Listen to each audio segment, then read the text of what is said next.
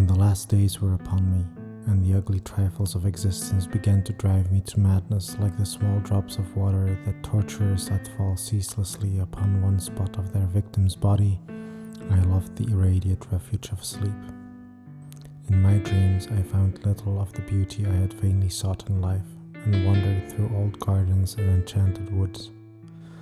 Once, when the wind was soft and scented, I heard the south calling, and sailed endlessly and languorously under strange stars.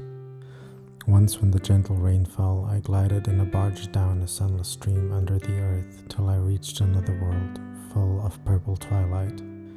iridescent arbors, and undying roses. And once I walked through a golden valley that led to shadowy groves and ruins, and ended in a mighty wall green with antique vines, and pierced by a little gate of bronze. Many times I walked through that valley, and longer would I pause in the spectral half-light, where the giant trees squirmed and twisted grotesquely, and the grey ground stretched damply from trunk to trunk, sometimes disclosing the mold-stained stones of buried temples.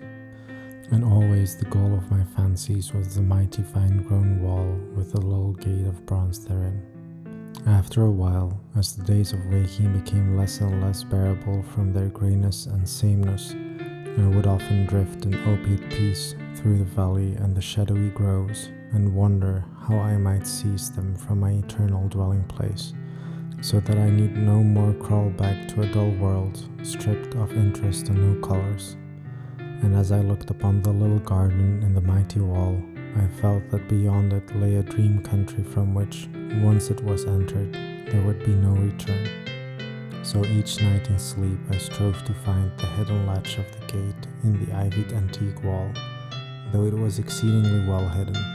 and I would tell myself that the realm beyond the wall was not more lasting merely, but more lovely and radiant as well. And then one night in the dream city of Zakarian, I found a yellowed papyrus filled with the thoughts of dream sages who dwelt of old in that city, and who were too wise ever to be born in the waking world.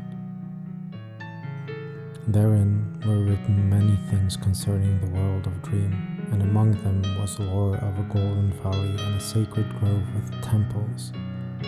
and a high wall pierced by a little bronze gate. When I saw this lore, I knew that it touched on the scenes I had haunted, and I therefore read long in the yellowed papyrus. Some of the dream sages wrote gorgeously of the wonders beyond the irrepressible gate, but others told of horror and disappointment. I knew not which to believe, yet longed more and more to cross forever into the unknown land, for doubt and secrecy are the lure of lures, and no new horror can be more terrible than the daily torture of the commonplace. So when I learned of the drug which would unlock the gate and drive me through, I resolved to take it when next I awaked. Last night I swallowed the drug and floated dreamily into the golden valley, and when I came this time to the antique wall, I saw that the small gate of bronze was ajar. From beyond came a glow that weirdly lit the giant twisted trees and the tops of their buried temples, and I drifted on songfully, expectant of the glories of the land from whence I should never return. But as the gate swung wider and the sorcery of drug and dream pushed me through, I knew that all sights and glories were at an end, for in that new realm was neither land nor sea,